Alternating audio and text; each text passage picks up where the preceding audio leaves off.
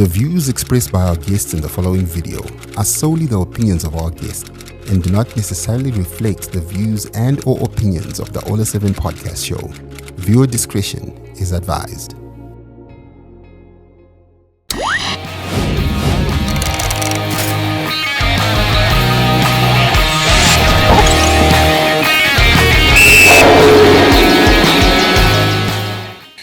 Welcome to the Sportlight with Yvonne Mangunda. Another episode, another chance for us to talk about the sporting stories in Zimbabwe, to hear the journeys of different stakeholders in the sport. And today is no different because I am so excited because today not only are we talking about a Cape story, a Dynamos story, but a MWOS story as well. Because in the studio, I've got representatives of the three teams. And I'll start off with the Caps representative. Tangoti tangeka ni makepe tavada zoti aiwa pane vanyowani vakauya in the league. I'm talking about MWOS. And in the studio I've got Borban, she say now Chemhofela, but I am as kubora.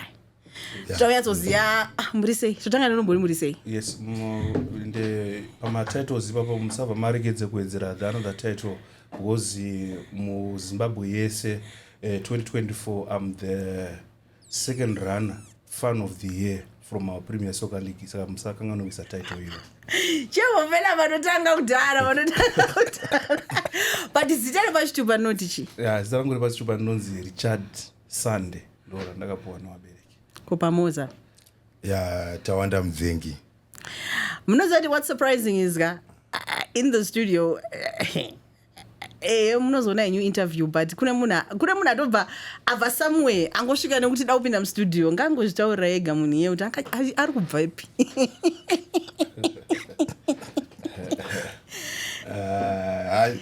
Tutopindira kubva varodha. Parisei parodha? Parodha pakanaka. Saka izvi zveku munoshanda Tamuka nditi? Ya, takushanda kuTamuka. Tamuka is one of the sponsors kuMWOS. Izvi zvakaitika mato supporter here, musiri supporter here, zvakauya sei? Mabenefits akabva pakusapota bhora. Sa mamaonera? Tatagara takachiona. Masapota akangwara ndogona kuwana something. Asi, were you raised in Norton? Because I want to understand the connection with MWOS. Yeah, connection yangu neMWOS. It's like kuti taimboenda ku is part time. During my games I work kuti wani kuti chingono support ona na Ogege. But takatozopindawo nemoyo. Sama muri mjima muri Dimbari. Dimbari kwete zvekunyepa. But papo ndoba because mvunzo wangu ndauvunzira izvozvo kuti decision yekuti munhu uzosvika pakuti wanga uine team yako wakakura uchifarira wozoti ndakuda chii chinenge chanyatsoitika. Kwese kune vanhu. Kwese kune vanhu unongochionawo sometimes kuti kwandakamigrate nchienda kwacho vari take care of inini nemhuri yangu and my school fees and everything. Ubva watarisa kwanga wachibva kwacho vanongo appreciate nemuromo nemaoko mberi kwamaoko. Saka ndokusiyana kwacho. In short kuti makatiza muridzo. Takatoinzvenga. I mean, changa muyo yakanaka because let's talk about it. Let's talk about Caps United. Vamwe vato vane zvimabenefits. Kuna mabenefits ero ekusapota Caps? Inini chandoraudza ndechekuti sometimes we are driven nepassion. Ndo inotanga kuti pusha. Then after that passion iyoyo sometimes unoona kutadza kutya kumba mako imomo, asi outside the box the respect yaunenge uchipuhwa nediscipline yaunenge uchiita vanhu inoita kuti uende mberi iyoyo. But zvazvo zviri zvekuti kuCaps United ndezvemumba medu. So ngatitaurei your journey. Yes. Bhora makangokura muchirida here, and at what point did you start supporting Caps United? Okay. Right. In zviri zvemasports ndandiri munhu wemasports because my environment andakakurira tiri vanhu vakakura in environment yekuti tiri vanhu vanga vasingawani, tiri vanhu vaishaya, and tiri vanhu vekuti taida kuita masports but tiri vanhu vaitsurwa unzi ukangoita masports chete pano haudyi sadza repano. But pane mabhadha izobhadhara imwe yainzi sports levy yataendesa kuchikoro and sports levy iyoyo ndeyekuti waizononzi nemubereki saka ndiri kubhadharira sports levy yangu for free here for mahara because tiri vanhu vayo kuti taizoenda kuzvikoro nemasports nemarori tononwa mazove ouya uchivhairwa navamwe vana kuti tanwa mazove isusu nekota yechingwa iyo yakaiswa majarini saka mubereki wokuti kose usi kuita masports saka masports andaita ndaimhanya nekuti kana second season totanga kutamba bhora then fast forward to that nekuzonokura kwaunenge uchiita unenge une madecisions aunenge uchiita because inini I'm kind of a person wekuti ndiri independent wekuti ndoda kuita madecisions angu ndega handisi wekuti kana ndauya muno mutaundi ndoona wauyawo nemabhazi erari waya vanoziva timu yekusapota kuti ndiyo yemuridzo but no ndakati inini I want to make up my mind ndoziva timu yangu yandiri kusapota inini ofuchi timu yangu yandiri kusapota nekuda nemwoyo vanhangoti ndoda kusapota Caps United saka kuCaps United ndiriko nemwoyo wekuti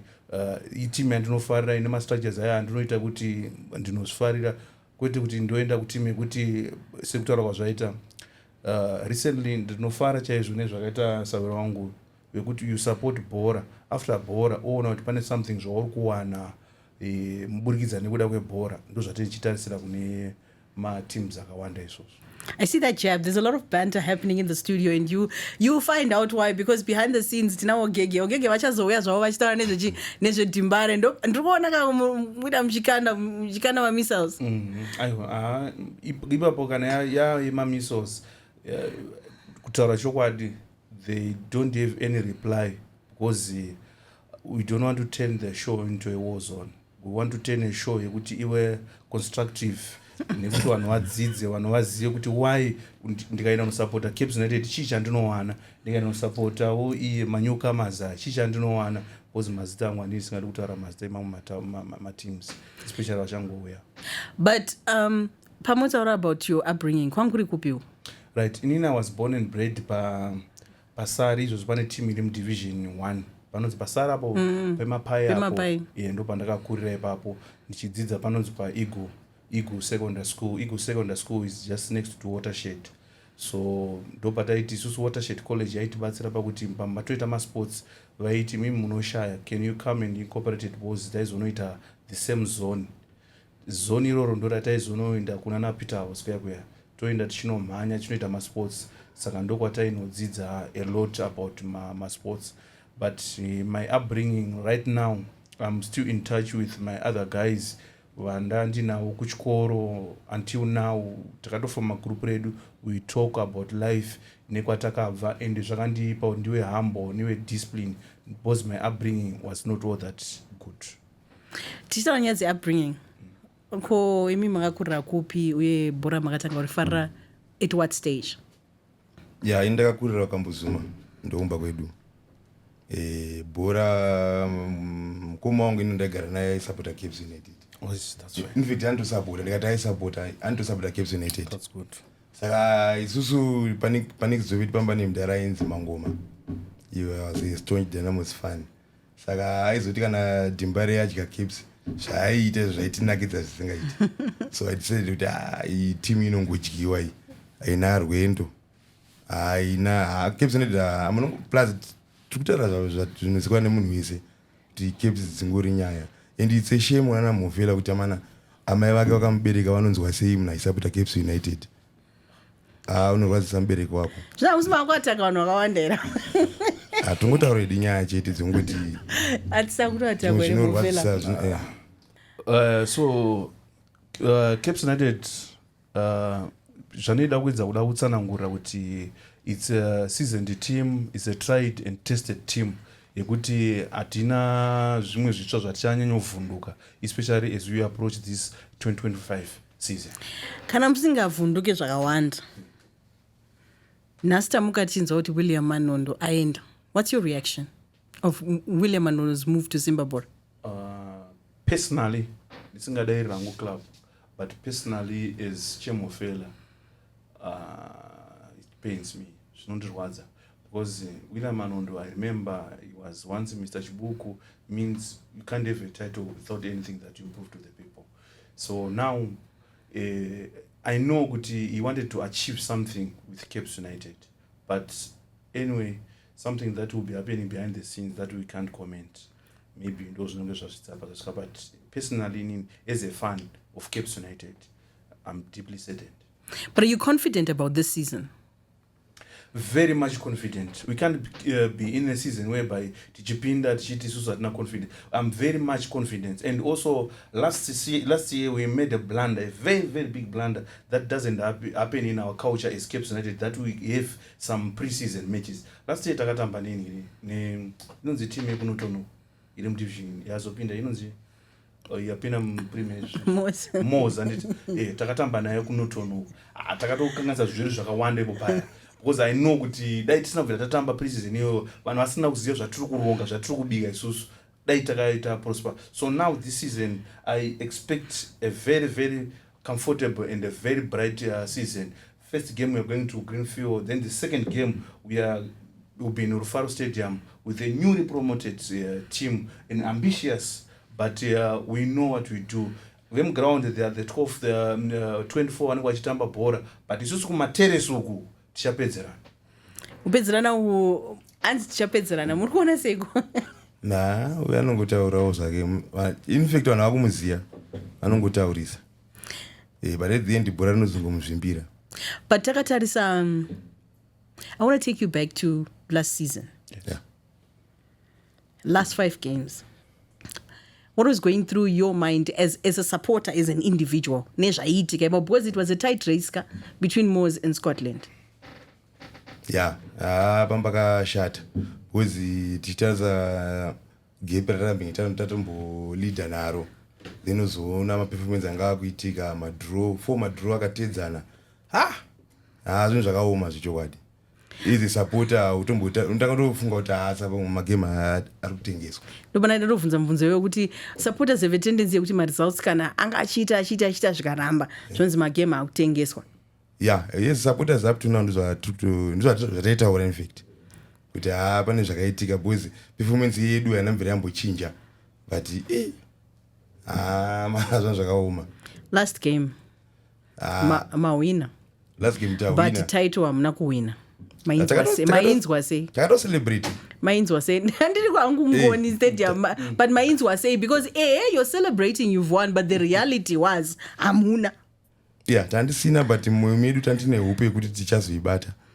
According nemataurwa zvaiitwa because magame reScotland nchiranga richiri mumhepo risati radecide kuti saka tanengori nemahopes ekuti tichapiwa 3 points.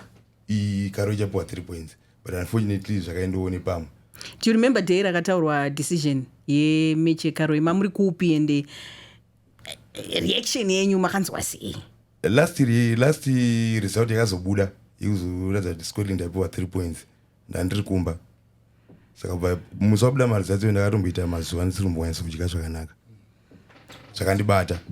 Because inini the reason andikubvunza mubvunzo iwoka, I was at Ngoni Stadium the last game, you know. It was almost like it was painful to watch because you've got people that you feel like they've put their all, they've done what they thought is enough.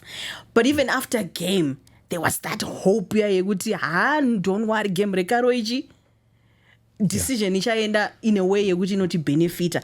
And then mozongomuka mongonzi amuskwenda and then now you have to prepare for D1. Yeah, mukaona pepe fan base yeMWOS but tichitanga but in second half you can see kuti zvanhu zvatochinja. Tatina na Ogege na Chemhofela vaiuya tichimbobatsirana. Handikunyeperei vanhu vanga vapinda mubhora nemwoyo. Zvokunyatsoona kuti munhu pakaridzwa pito yekupedzisira chinzi Scotland yapiwa mukombe vanhu vakaramba vari muground kusvika zvekuma 6 7 and wanyatsoona kuti vanhu vari kurwadziwa mukati memwoyo. I remember ndakatozobva kwakuda kusviba ndakutofunga kuti but I have to drive back to Harare. But vanhu vakasara and waiona kakusimbisana kaike kuti it's not over because kune this decision ichazouya. So zvazoitika izvozvo kunzi aiwa Scotland yanzishi ndo yawina. Ma-conversations semafans angakamira sei because apa panga pasati pane in the picture nyaya yekuti pachatengwa franchise. Apa panga pakureva kuti kudzokera kana takutaura in materms ebhura kudzokera pasi pemuti. Yeah, semasupporters tasina option because zvinhu zvatobuda musarudzo. Saka takangodecide kuti manaka let's restore victory settings, then we start again. Saka ndiro hope ngoti marungu vedu havatauri zvinhu zvavo zvavanenge vachironga, but waingotaura nomudhara zvakamira sei ngoti hatindo hari zvinoita po.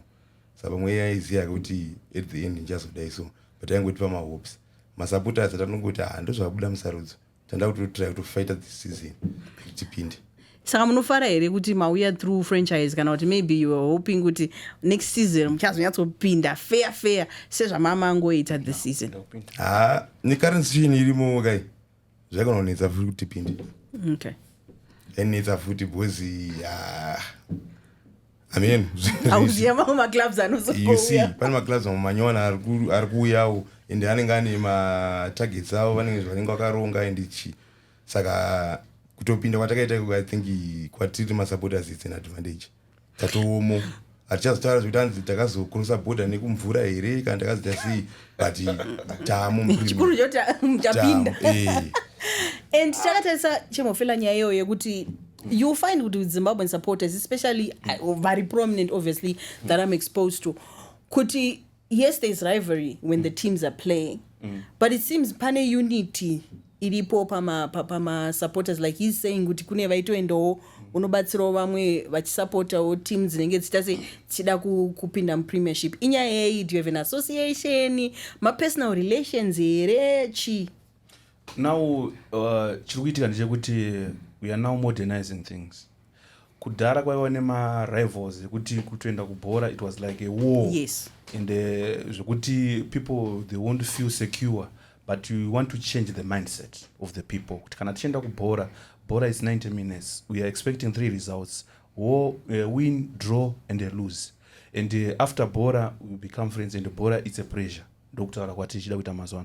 So now isusu we don't want a situation whereby kuti inini ndofana kutosvika kuenda kubaba fields kuti I can't go there, kana kuti it's a helmet area ndotoenda ndakapfeka my helmets and they're like no. We want to bring all the people together, we do the thing to pamwe chete. Izvozvo now we are in a way kuti we have got my Mighty Warriors are playing in South Africa next week. We need, especially from myself, if it was a situation where all those teams in the Premier, all those prominent supporters, please, we come together, we go, we support the team as one. Kwete kuti toita the mindset yekuti pane paine monopoly yekuti inini ndikanzi the chance to choose vanhu vandofanira kuenda navo kuSouth Africa, ndakunotora shamwari dzangu dzisingazive nezvebhora, ndakunotora vanhu vekuchechi kwangu vasingazive nezvebhora. No, that's a no for me. Saka toda kuti isusu tive neunit kuti akomana kana vachiuya, even my new teams we need to have them an induction.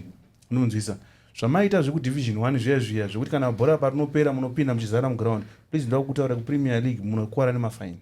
Anonzwisa moya tokudzidzisai zvinhu zvinofambiswa sei kana takusapota bhora. Anonzwisa the referee decision is very fine now. Kwete kuti mabhora anozopesa decisions akuenda kumacourts takunzi bhora rere rakanohodwa richazoitwa decision nedisciplinary committee. Iwe wakamboona Moses chipinda muground here? Moses ainopinda muground asingokudzidzisai iwe watidzidzise. Team yandosapota tega kudhara. Team yandosapota was formed in 1973. Anonzwisa imi makafumwa gorapera, saka munofanira kuziva kuti who is bigger and who is smaller. Ndosaka tiripo isusu hatidzidziswe necaps. Muda kudzidziswa neipi? Ndichavadzidzisa vanhu. No, it's okay, kana zvadaro it's okay. But tingadzidziswe necaps itoitawo zvechihooliganism futi caps yacho. No. This is makafindwa kangani? Whatever. Hatina mfira tambofindwa, tatafindwa tasi. Inini as long as inini Chemhofela ndirimo nemasupporters mastructures, I preach peace and love. Takaita izvozvo ndakatamba bhora last season, takatamba neHighlanders. Highlanders yakatanga yakatrowa 2-0 first half. Yatrowa 2-0 first half, ndikataura don't worry, this is Cape United. Tikadzuka tikanowina 3-2. Then Dynamos yakawina. Aiwa kumanda bhora harina kuzongonoperawo. Harinopera sei? Totozvigadzirisa zvinhu zvakadaro, and I don't think kuti tichaita zvinhu zvakadaro, and we don't expect zvinhu zvakadaro kuti zvidzokorodzeke futi. Saka muda kudzidzisa isusu gadzirisai mumusha menyu. Right, ndabva ndakuudzai futi. Please, kana tisapota bhora, it's not all about tungonosapota bhora then we come back. Kusapota bhora, it comes with a lot of discipline, especially kana wa prominent supporter like I myself. Uchakwanisa kuoneka uchita zvinhu zvisina nebasa rese, even kana bandika zvisiriso unofanira uri away from that. And also kusapota bhora kwatiri kuita ndofunga mazviona it's first of its kind from our sponsors Delta Beverage Castle Lager Premier Soccer League kuti kwaane kusarudzwa kuri kuitika kuti kuno anonzi mafan of the year. Chikumbiro changu changu chiri chekutongonoti please if it's not like fan of the year kana uchikwanisa tikakwanisa kunzi fan of every month patotamba every month kunzi uyu anenge asapota bhora zvafadza vanhu vese ende tive ana ana Ogege wakawanda tive nana Borban wakawanda ana Chemhofela wakawanda ana Ogege wakawanda anomunzwisa that's kind of ana Mbappe from Manika Diamonds kuna ZPC Kariba ana Ru Pangezi andimona ndo zvandiri kunamatira kuti dai kunzi tikakwanisa kuwana a lot of those things so that mukaona vanhu wako appreciate with some corporate companies means we are in the good direction.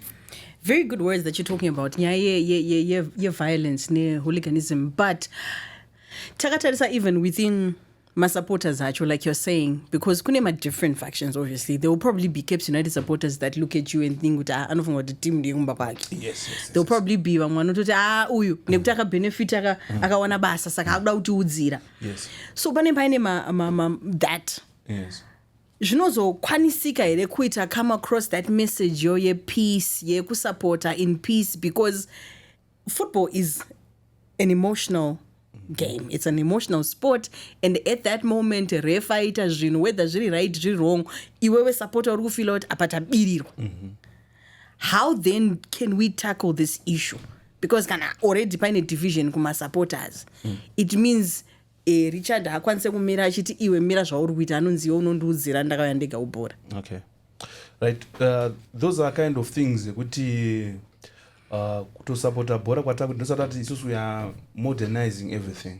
Saka kumodernize kwatiri kuita bhora kwekwe ndekuti we need those people who lead. They must be respected people. Not kuti kuda kuleader vanhu vatanga kukanda ma-missiles in the stadium. Inini Chemhofela, then I goes to the stands. Please, no, everyone has to listen. But even if kana ndisina ma leadership quality to them and no leader to them, they will say kuti chitomboti mirira iwewe atikuteereri. So in all those chapters, we need to interact with our leadership muma supporters kwedu tichidzidzisana the induction andambotaura here kuti please at the end of the day who will be punished more is our club. Because my fine are going to the club. Instead of for the club to progress, the fine will come back to us. So now, those kind of things, that doesn't mean ku club kwangu inini everyone will be clap hands for me.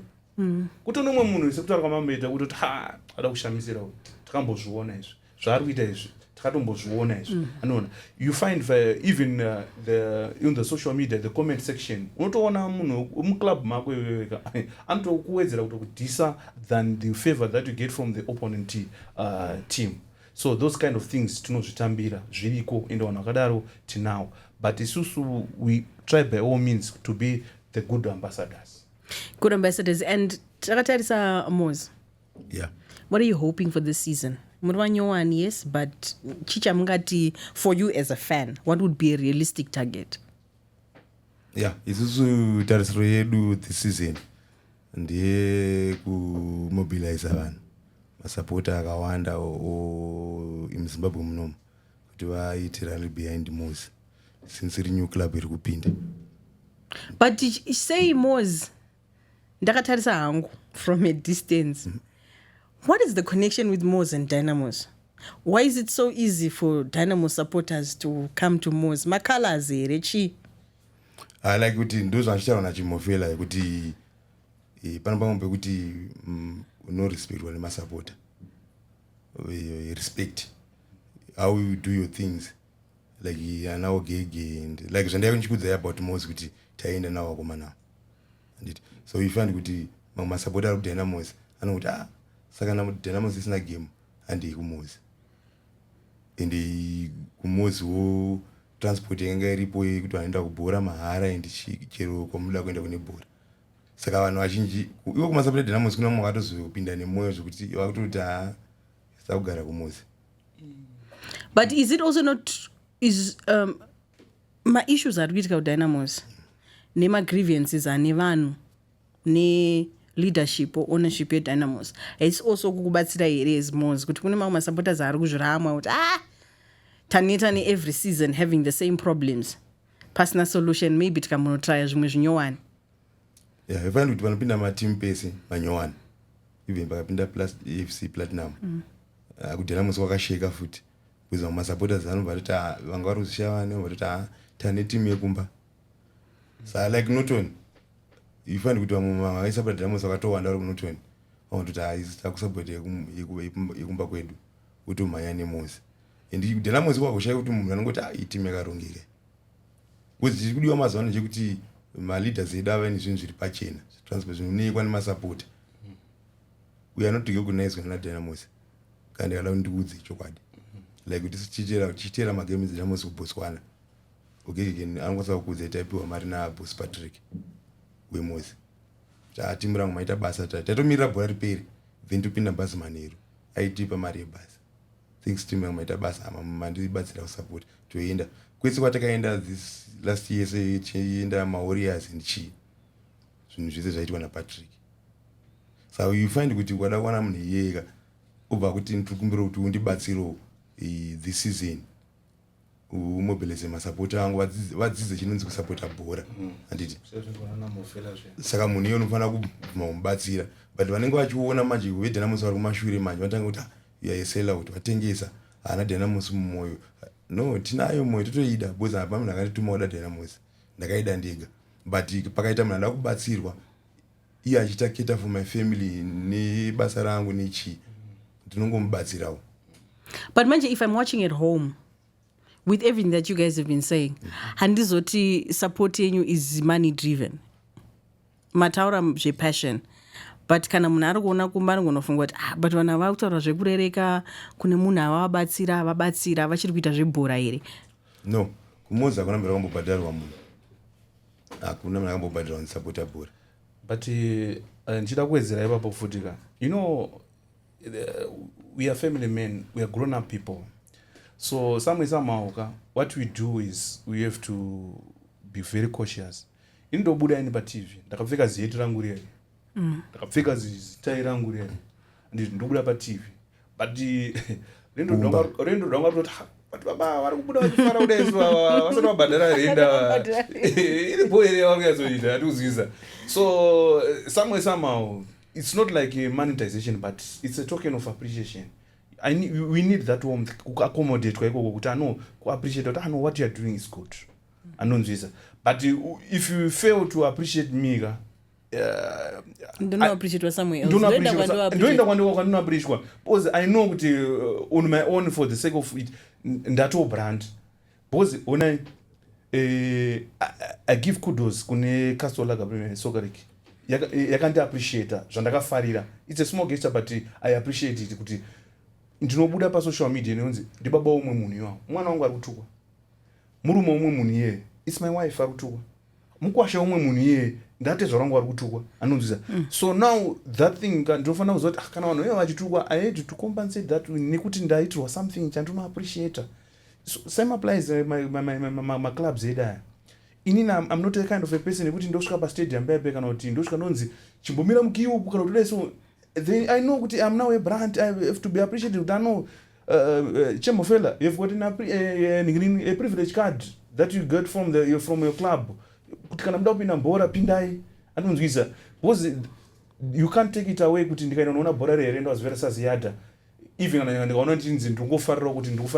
for that sake of the game. No ways. One of those Cape United do, but here for the sake of is representing club yake but arungona kizwone nebhora. Saka what we are looking for is acknowledgement and appreciation from our clubs. Is that something that was lacking with Dynamos for you? Imimi muri imimi za Borban maya appreciate Dynamos unoonani like wapedza marisk atinoita kuDynamos saka wakamira pasimbi paipai zvekuti ukatsvedza ukadona izedza unochikoka uri kuluza life. Hapana kana chigubhu chemvura chamatipa ichi chaunopiwa kuDynamos. never.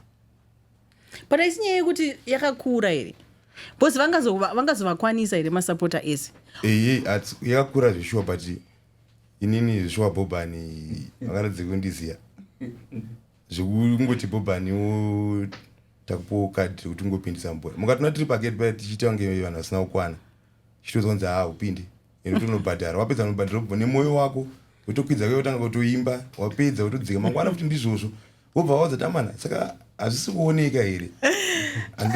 It's the same question I've had. You know, guys, to be honest, I'm going to confess this. For the past 3 years, I've been paying to go and watch Bora. And there are certain times, like you're saying, where you sit there and you're like, but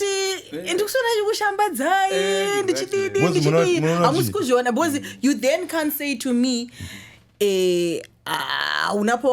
because online who's pushing your brand. Exactly. So I sort of do understand the part where you're saying kuti bozi mwe munhu ari kumbano gona kuona chifunga kuti vanhu avaruda mari. But nyaya appreciation yekuti if there are 7 million supporters and I've been able to support in a way that ndabudikira pane vakawanda kudaro, it means pane zvandiri kuita zvekuti munofanira kurealizewa kuti but uyu munhu tokana chimuona every time kubhora kuna vamwe vanototravela away, they sacrifice, they do what, and then that same person anenge achingotiwo chindi acknowledge haiwo zvishoma. I think I understand that part where you guys are saying, because it was starting to feel like ndakuzvifunza kuti kasi vanhu varungoira zvembari here kana kuti chii, but kana vanhu vachitiona mumastreet umu vakatokuona nokungati kuti Dynamos hameno position yaonayo ndomadhara Dynamos kaya wachipapa Dynamos uye Borban Ogege ndomadhara Dynamos aya kuti udze fani kuti mumira mani. And there's other thing that people have to understand. It's not like this acknowledgement together no. We used to promote about that's kind, it takes two to Kashika Ogege. What do you say, Ogege? Manaki. Ndambokudza off the record kuti ndikangounzwa kwedze kuti Ogege ndongofunga video yevamacheso vachirova Ogege vakarova dhaipa ravo vachinakirwa paRufaro Stadium. Mwana mcheche mkuru. But pambotaurwa nyaya iyoyo yekuti vanhu vanenge vachitaura kana macomments ekuti muri muwani baba vemunhu here, munonzwa sei pamunoona macomments akadaro? Imune muchizvifarira henyu, but vanhu vanenge kuzvifarira ndozvifarira zvangu, but pane zvimwe pazvinobata. But semunhu anenge achida timu yake nemoyo, nemunhu anenge achida kugadzira content yake through social media, unofanira kutozvifarira ndozvinge zvitoripo. Saka takatarisa Ogege zvakatanga rini zvebhora izvi? Zvakatangira kupi? Ewe chekutanga ndonzi Ogriva Tatenda Jewelry. Ndakazvaura pambuya nyanda matendo mavenyu. Tasiyana nevamwe vanozvaura makumbo. Akuita maprize. Chizvarwa nemutaundi chazvo. So takakurira kuchitungisa, takazobva 1986 tichienda kubudiriro 1 ndo home ground yangu, ndokwazvakabvira zvebhora. Ndatotamba bhora nanhasi, ndotorova bhora izvo nemabhuisas. So makangwana mchida Dynamos? Dynamos baba wangu waisapota Caps. Amai vangu vaingoti zviri mumba medu tave uye 5. Vamwe vese 4, vamwe vese 3 vana vaisapota Caps. Inini neSisi naSisi vangu tisaisapota Dynamos, tisaigo against nanamudhayani vamwe. Sorry, but chii chakapa kudaro? Chii chekuti wazvaura muchama kuti maparents vanoda Caps? Chii cheDynamos chakaita kuti mufeel out iyi ndo yangu iandide? Pane mudhara aigara next to pangu, muzukuru, ndotomuti muzukuru anonzi Makunura, vamuta zvecricket zvinhu, pane anonzi Shepherd, mwangari muzukuru wangu, mukoma wake anonzi Jabhora mupenyu zalife. Munhu aiti akabva kubhora reDynamos, waiona mufaro wacho Shepherd munzeve achiridza mukanya, saka zvinhu zvakandibata. Papazotambo one of the guys wekumareni kwedu akatambira Dynamos, but haana kuitawo zvake nguva refu. ainzi Kamzanga Mtwalo. So ndava ndangonakirwa nekuda Dynamos. But now muri munhu weDynamos, mavideos ndeDynamos, asi izvozvi mabva kubasa kutamuka MWOS. connected to MWOS. Yes. Saka muri kuzvidifferentiata sei apa? Kamwoyo kanombodawo MWOS here kana kuti ndezvekubasa? Ini nemu wangu tiri mapacha. Takazvarwa same date. 6 December, but makore achazoda kutaura. Chibaba changu. So turunzi akina uko. Atisiyani patiri. Saka tiri the honor of the MWOS ana Patrick. Aite munhu akaita chinhu chakakosha kwatiri. Saka inini ndagara zvangu meDynamos fan. Handizosiya MWOS. Songoti in other ways ndiri pabarika. Saka barika iri zvinozofamba sei musinotamba Dynamos neMWOS? Ndobalanzisa. Ubalance. You see. Ini ndinganyobvunzisa hangu ndini mumwe ndaizvita izvozvo zvokuti kepsa saka nedhimbare. Uchizoti kwese kuda. Up to now, boss moyo unongoda kueseka. Ini kunyepa cheche. Let me tell you what. Inini, I used to be like that. Like I grew up thinking ndakaivenga andidi kuiona. But I'm just saying, like for example, if a job opportunity came and it was a Dynamos or it was company kwa Dynamos owner or something, mungasiye basa here, mungasiye mkana. Inini nangu kutaura chokwadi, I'm very someone who is very loyal and principled. Ndoti hangu mukombewo ngaupfuri. Wati wambouya here mukombewo? Because it's easy kutaura ka mukombewo usati wauya. Kune vanenge vachinoka, ndabrandika. Saka kune vanenge vachinoka. Okay, mukuzvibelieve here. Yakuziva ndakakura. Mai vanonzi vakangarizira. Lazima upadza chaunga ka unongochionekwa ne team ya. Unozonzi akondimia makati munogona kunoshandira kuDynamos. Alright. No, it's ngoti mukombewo ngaupfuri kwete kuti basa ndari kupfuri yoziva kuti kumba kuna baba wakazibana. Saka gia iri rekubhorera munopfeka munoyatsogaya kuti nhasi ndaupfeka chakati. Izvo manje I want to be honest with you, ndichikura ndiri mune majokes. Ndaacta drama for a long time. Zvokutoti ana mabla ndekumareni kwangu tiribudiro massive. Zvokutoti nini kusangodo wangu ekuita madrama. Now manje ndakutoona kuti akazvo ndikambopengera ndiri kubhora ukoko zvisiyani nenana mabla. Because zvacho zvinenge zviri muropa. Saka kubhora kutoita kuti vanhu vafare, because havafanira kuti kumba unenge washungudzwa nomukadzi kana kuti kumba una mari rindi. Anofanira kuti ndoda kuenda kuDynamos, ndoda kunoona Ogege, ndoda kuenda kuCaps, ndoda kunoona Chemhofela. Tonoratidza anoona kupenga, haachafunge nhamo yasiya kumba. Saka nguva yacho usati kuti bhora racho rambotaura naChemhofela kuti bhora yepressure ndofanira kunakira. Hatifanira kuenda kubata kasuwa. Saka munoti chii kuna vanhu vanodhipisa kana vachiona vanhu cause kune vanhu vanouya mumasports vakapfeka regalia rakasiyana-siyana, all types. And then mumwe anenge achijaja kuti zvine brain here zvikana kuti andausvitaka ariya walk. Tendakazvarwa zvakasiyana nekurerwa zvakasiyana. Ende anofanira kuvashora mafungirawo. Ende munoziva kuti mukuzvarwa kwembwanana dzinogona kuzvarwa dziri 7. Asi dzino mazuva ekusvinura pamwe ruzivo runenge rusati rwasvika mavari. Asi tosati vachapepuka ndevedu. But it's what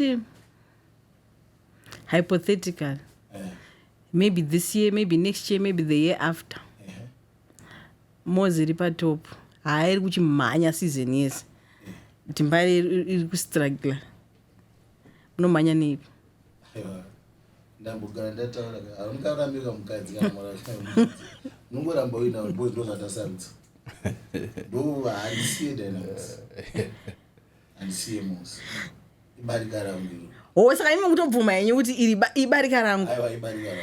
Barika renyu ndorongotiwo musi wematch day ndimunozozvizira mumwoyo kana dzasangana kuti mukadzi anonyanyodiwa pakati petu ava ndeupi? Imimi muchazozviona. I can't wait for that game.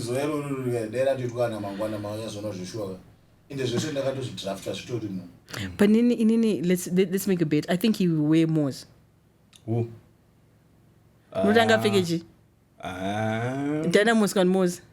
For the sake of ngrini akekutara Musio. for the sake of musio semuna ari kuziva ways bread being buttered automatically haangaende kune muridzo achisiya kune chingwa chevanhu.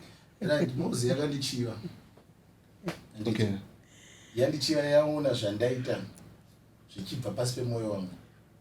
Dynamos, like you said, Dynamos, even Caps, it's a big brand. Mozi yakatozondiona ndasimudzwa Dynamos.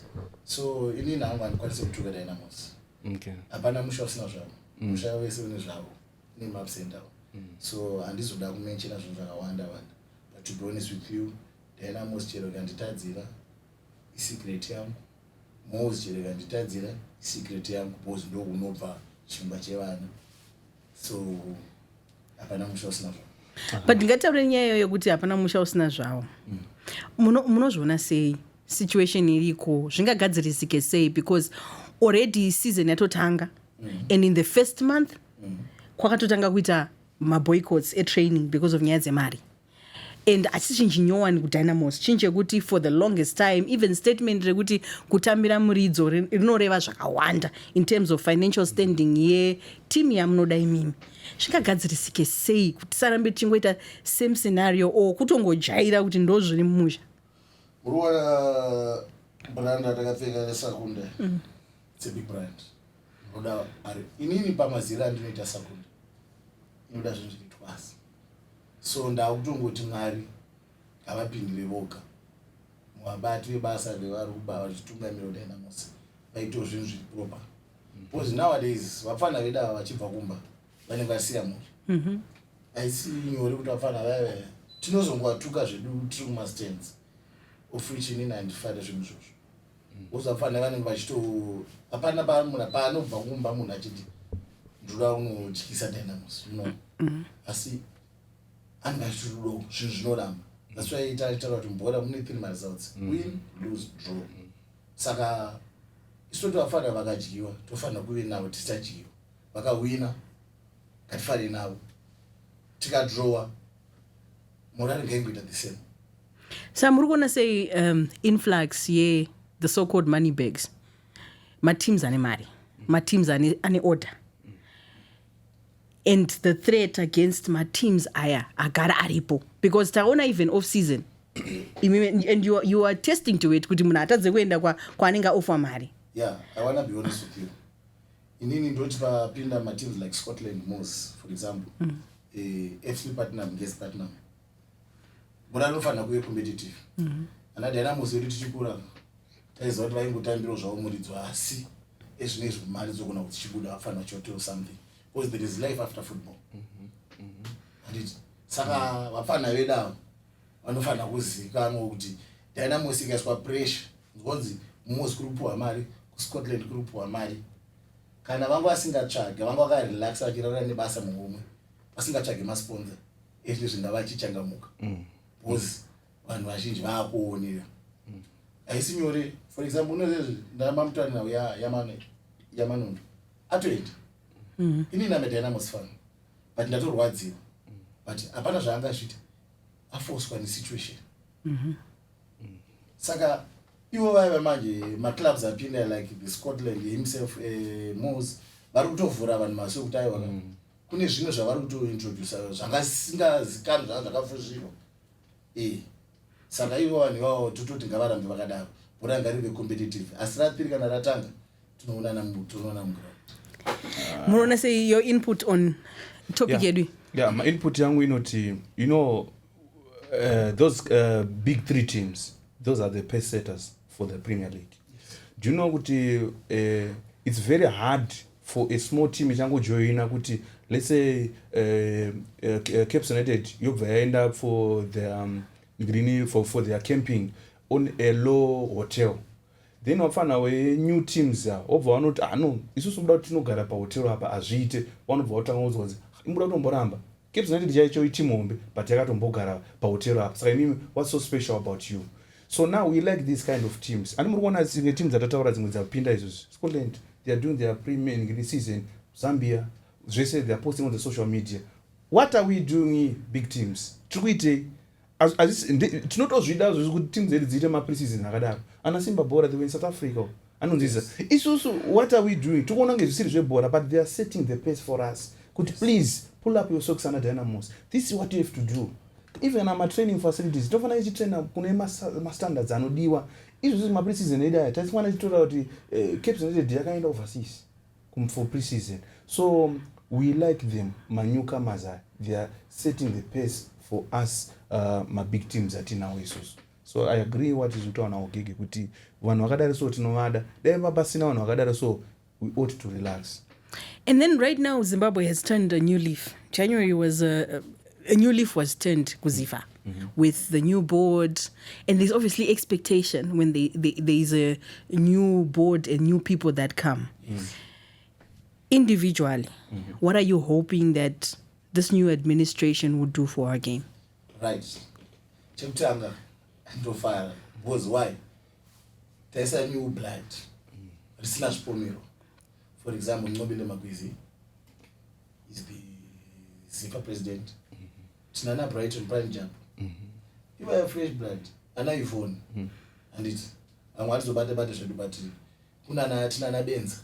And it. When you mark my words, don't have fireworks. Need those people. And then you mark my words. No, at the moment, I sat up with my dara good at HKs, with president. But now we use quotations at all I knew. Why? Was Mamba Tambira no Tita?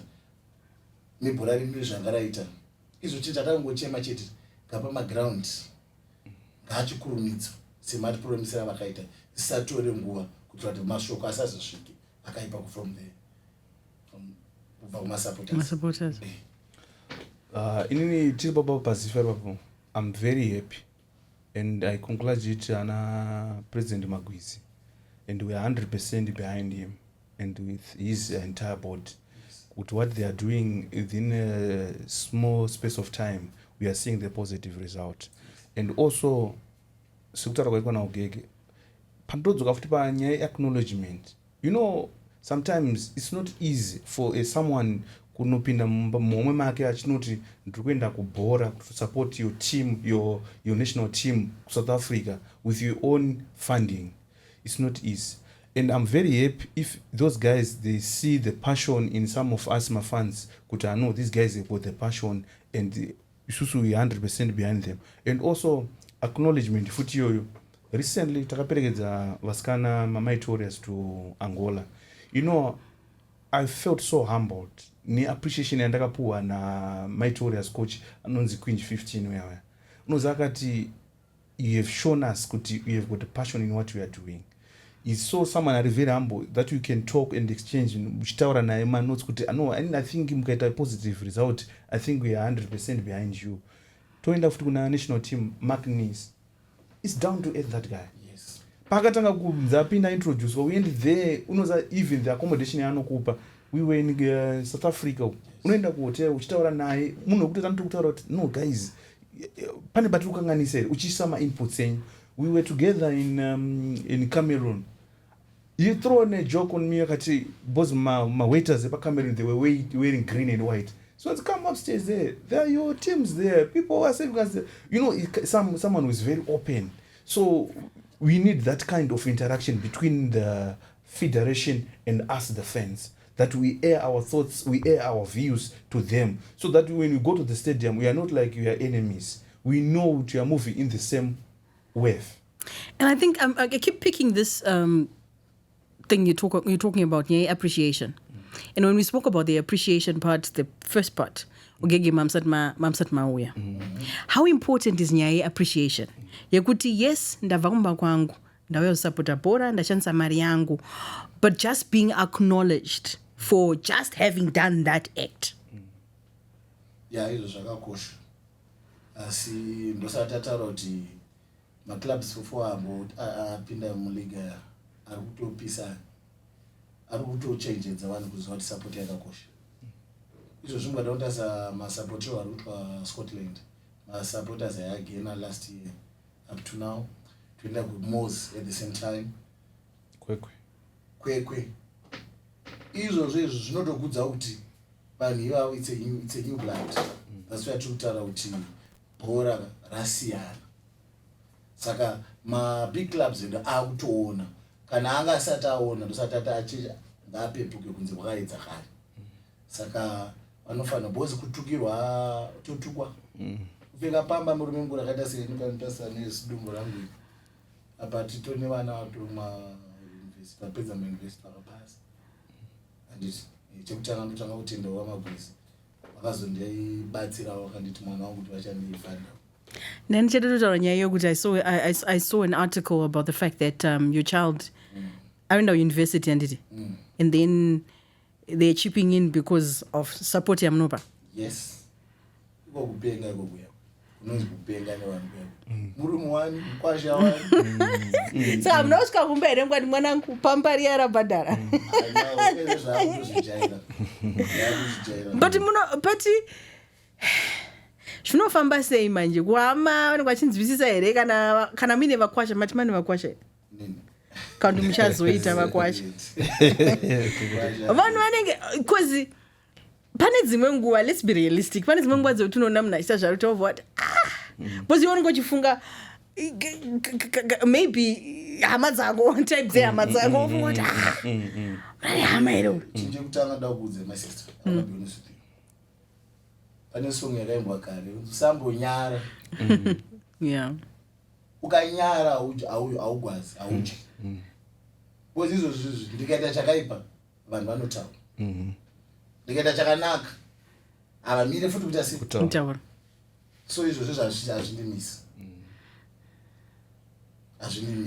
izvo zvitaurira munhu for example izvo zvitaurira munhu izvozvo vanhu izvozvo vaasirious nezvavari kuita munhu ari kusapota bhora asirious ari kuita madrama aserious ari kutamba bhora aserious ari kuimba aserious for example nezviri kuona seweekend ari kupa vanhu zvinhu sauti kubhora uchasvika vanosvika zvese mumapedza uva zvinosvika that's good zvinhu zviri kuratidza kuti vari kuappreciate for example zvitina for example kubhora kwedu takapirwa namudara ana Peter Ndlovu akapirwa motikari ana Moses Chunga handiti zvinoratidza kuti chi ana Charles Mabika anokomenta bhora but my words inogona kuyogwa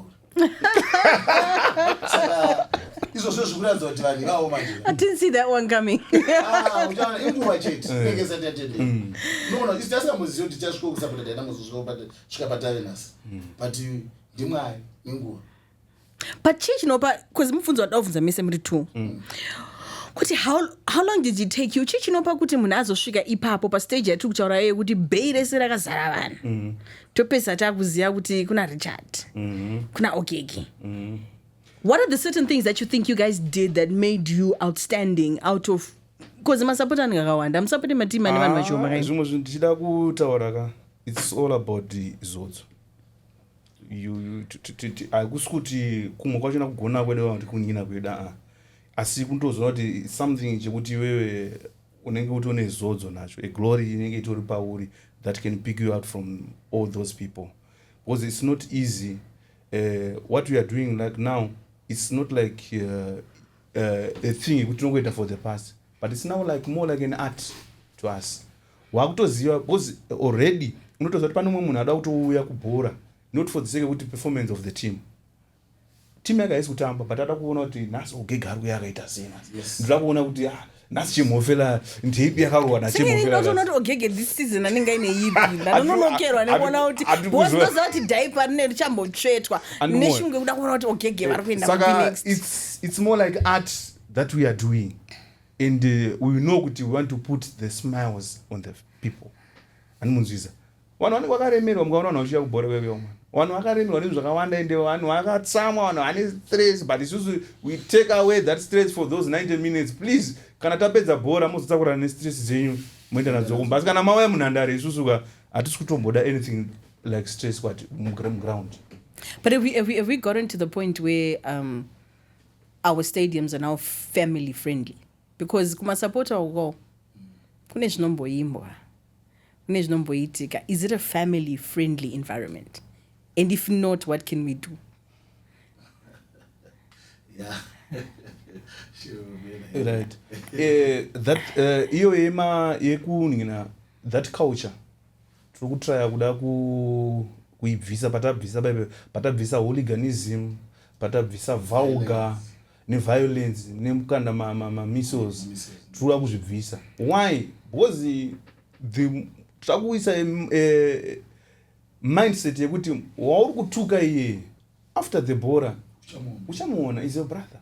But mimi makati makubvisa vauka kubvira tiri kuprimary kana kuchikoro kana wakadzidza mughetto school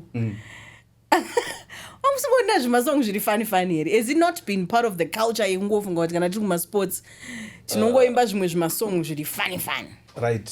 Ngati tichipinda mustadium, I experienced that when we went to AFCON 2019 kuEgypt. Takanopinda mustadium patanogara kumwe kwatakanogara takatouya tikatobviswa kukanzi no, this is not your sitting area. Mimi muri maopponent munogara kuside kwakati. So that's the norm yatinofanira kutaura futi kuti wapinda mbora Dynamos iwo uda kuenda pangoma pahasha panana Ogege apa ukude zvorati kana zvikuitwa ipapo unoda se unozvida. We have got sections in the stadium uzoti kana uda kuenda unogara uku kwedu Cape United utu kana watozvipira zoti zviri kuitwa ikoko do what the Romans do.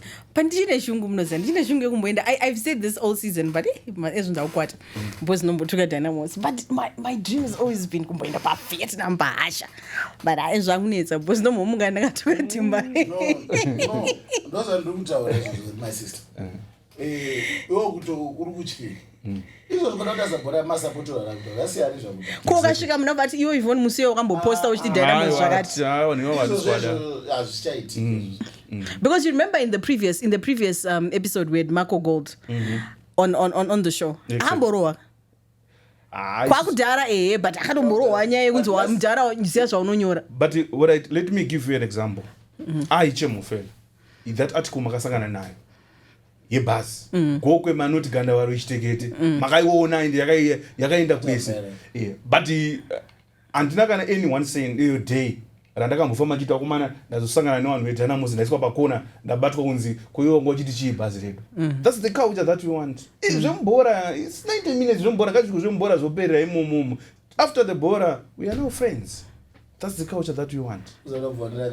Yes. What about a gym? You married kwam. Pani last episode one. Ndakazonomira pa field ndichita ndikwata office andine chimbo yangu. Mbana ndiyo mudu mama. But musiyo ndakamtuka. Kwete kuti ndiri kumutuka zvekuti ndezvekuda kumugodora kuti atadze kuti amabhora Dynamos iwane win. Anditi but ndikakudzwa kuti izvozvi zvitonge titofonana date titotsvaga. Why? Ndozvo zvatino expect kuti that's how ari mabasa ini ndiri kusapotawo izvo chim anytime any day anogona kubva ukezvaenda au caps anogona kubva ikoko motoya Dynamos. Saka izvozvo vanhu ngavarekedze kubva wazvitapisina. Pressure. But makambobhura my emotions ndimbotaura ngatimbotaura as a supporter nemateam enyu some of the lowest moments you've experienced as a supporter neteam enyu pamunoti hapana arwadziwa airi game rakanyatsondibata. Inini personally what I know the culture and the trend of my team, do you know the first 12 games that we play, Borero, you don't predict the results and you see the maximum effort utamana results are church. But there's this moment where you start to see kuti championship at this relegation at this end chibuku mune mabuda tenta buda tauda ngotamba within you do see with the language, especially that game randakaenda ku Simba Bora versus Cape United. You know, I would ndikupinda ndine kujande kuti isusu Simba Bora tukuipedza because zvairi for now it is a low performance, but mari zawo zozonobuda the other way. Bora rakandibata ende unoona kuti panapa ndabva kuHarare ndafamba almost 80 kilometers kuenda uko ndasvika kwenda Badara ndichazoda futi snakes ground, then the team your performer in a way kuti keeper anyatsoona kuti akwara but kuti abude asikwanisa kubudiswa at the same time obva azonoroka mukabhora kongogowa zviri so silly game iroro rakandibata and I know kuti game iroro it costed some other people's jobs. Yeah, at the same time ini ndine rakandibata ende ripiro wana tichienda kuconfederation tatanga kuenda kuBotswana tikanotamba inonzi Zesco tikanyorwa 1-0 tikaenda kuGames Boban takafamba neusiku tikasvika midday tamusvika nekunanga pastadium tikabva tawina 1-0 tikapedza tikadzoka tandine morali takazoenda kuZambia futi tikanosvika tikadraw tikaqualify ngati tinotamba ine orapa takairova ukawine kupine matemba maitya second wangu chikisaona matemba imbomira imwe Dynamos ndakarwadziwa kana naBoban atinokwanisa kutaura tisvika taburuka basi achienda kwake ntinda kwangu but ndikanditaura kuti zvoni for you now you were on the ground. Yeah. It's very different from munhu wangu ari kumba. Mamuchiziva here maissues esaitika around maizviziva here kama makatozoziva later? Ndosaka ndati zvinhu zvacho Hamutauri tongopfinyira zvinhu zvacho unenge uchitoziva zvakafanana for example izvo zvine matirabhila tinoita naBoss Patrick kune vamwe vasingade kutomentionwa mazita vatori vahombe chaivo chaivo they play a very pivotal role zvekutodaro anotoda bhora nemwoyo. Can you imagine? I'm a supporter but anosponsor zvakawanda but I don't want to mention my names because haadi zvake kupapishwa because anosvita life yake secret so zvinhu zvacho hatidi kutaura Mwari asi zvinhu zvacho zvaakuendera pamusoro pemvura zvaakuoneka vanoratidzira bhora changotanga kuti hakuna future but Jenny yacho yekuzodzoka boza but kutaura avakarwadziwa vari 80 k's from Harare imi muri kuBotswana France yanga iri sei rwendo rwacho kudzoka mamakatsamwa here mamakanyarara here makarara here makaita sei ini ndobva pano nemutyini wangu tinobva pano unobata kuBotswana ngoma haidzimika especially mudambazire Dynamos supporters haidzimika inorohwa mukuona murume muri kuona Rose Borban anobata mike zvekudaro kamira akashama apa kuna vamwe anonzi like atina naBoss Kismo vanoridza ngoma zvekutodaro vantu vanga vachashuka maoko vachiridza ngoma for the love of the team usandi kuti vamwe vedu dai executive kwedu kumusoro kuvakuru vedu ngavakurumidze kuti organize vanhu ivavo because isu patinozoita maskits kana kutamba nengoma dzacho dzinenge dzichirohwa nevanhu ivavo vanofanira kuvarangarira asi taitaura respect kuti ngavambovarangariro tikasvika pamagedhi hatifanira kuita zvekutotopinda busy ngofuka ngopevherwa wei taiwa but nyaya iyoyo it still goes back to discuss and taizunza but I find smaller teams maybe it's because vanenge masapota mashoma or whatever but I have found that smaller teams and like you're saying teams that are also coming vane that appreciation of our fan. Let's say for example even bakapinda chicken in bye tichiseka kuti ina supporter one McLeod but ukaona treatment inoitwa unyatsona kuti vari kuappreciate kuti tine munhu wedu one uyu ndiye flagship even though tine mamwe masupporter but ndiye flagship. You look at mamwe mateams anenge achiuya into the league or ari kuD1 unonge uchitoziva Manika Diamonds gave hampers to their and then mentality inozoitika ku some of these big teams. For example, we're using example ye team yenyu Dynamos yekuti hapana that appreciation yekuti hatisi kuti tipei mari but panofanira kusvikawo at a certain point yekuti munoti but uyu supporter uyu anofamba nesu anoenda nesu ende vamwe vanoenda away mari dzavo vanodi the least we can do is maybe ungoti kana tiri pahome tisi tiri in charge tongomutipinda mahara. Yeah, but I want to be honest with you. Zvienderana nekunze mazuva ano takazopedza zvedu bhora vanga kutivhurira sena vanga kundivhurira masite sikadi kuita zvakawanda wanda vanozoonawo nekupengo kwacho ndifamba But guys, I will, especially upon your appreciation, I just want to encourage you, say, please don't lose hope. There's a lot that will be happening. Takatozviona nekasto. Kupenga kwenyu kuramba mishwezera kupenga umana. Pamwe muchasvika pandiri inini ndakaita number 2. Saka ndokutaura kuti mowedzera kupenga. Noma manzwa nayo number 2, noma number 2 manzwa nayo number 2. Kuzoti akaita number 1. I'll be honest with you. Yari kuziziva. Mukaenda pa comment section yepada kuvotwa. Yepada kuvotwa. Makaterere mukavotwa comments painzi. But in Nangu, for me, I found okay, fine. I found the voting way process, it was just too much. But I'll confess I'm one of those who wouldn't. I'm just like I think it just needs to be a simple voting way. Yes. Because once you complicate it,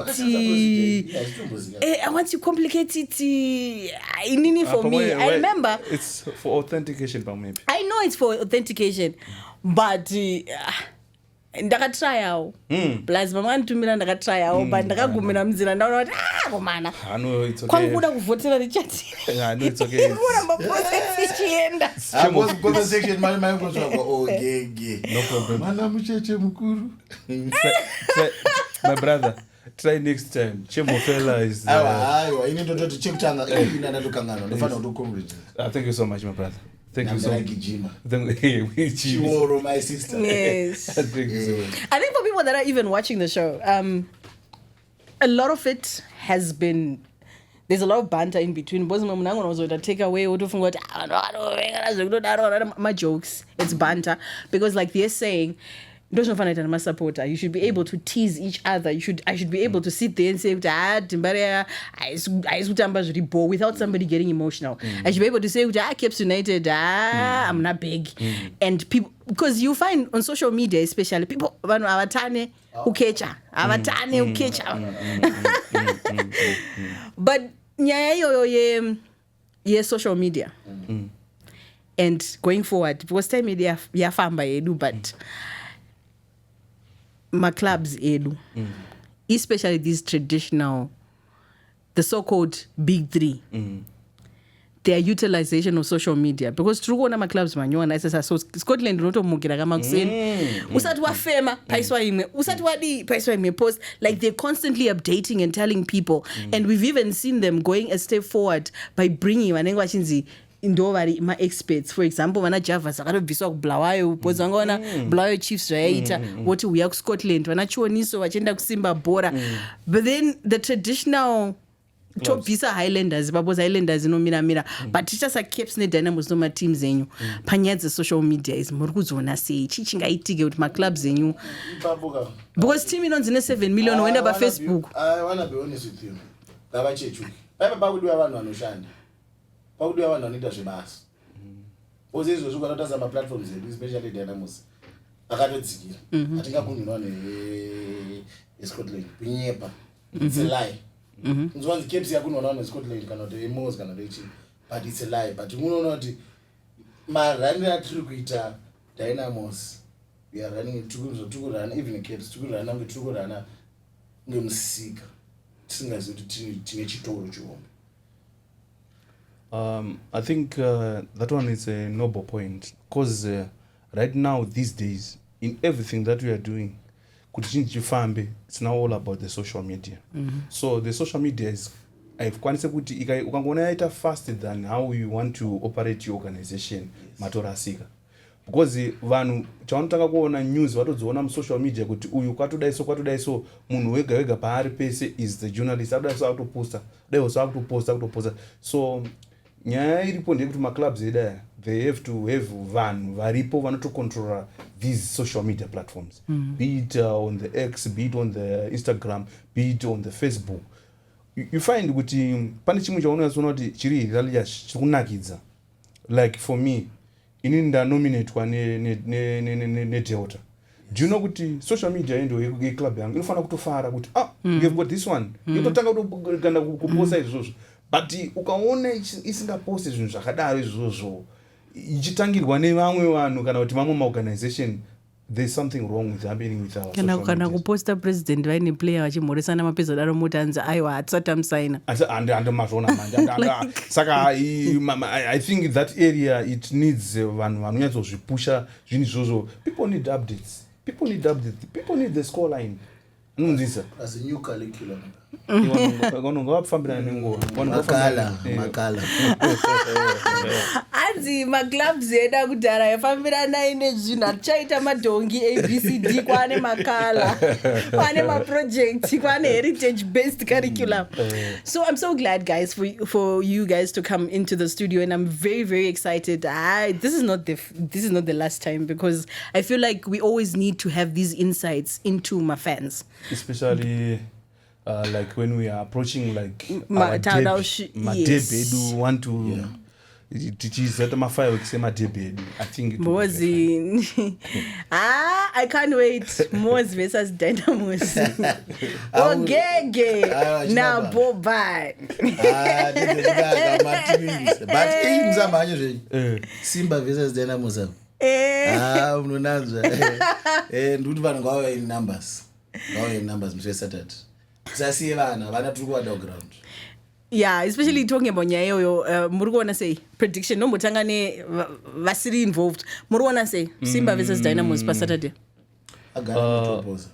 No, in sports, in whatever you do, there's no shortcut. The preparation says it all.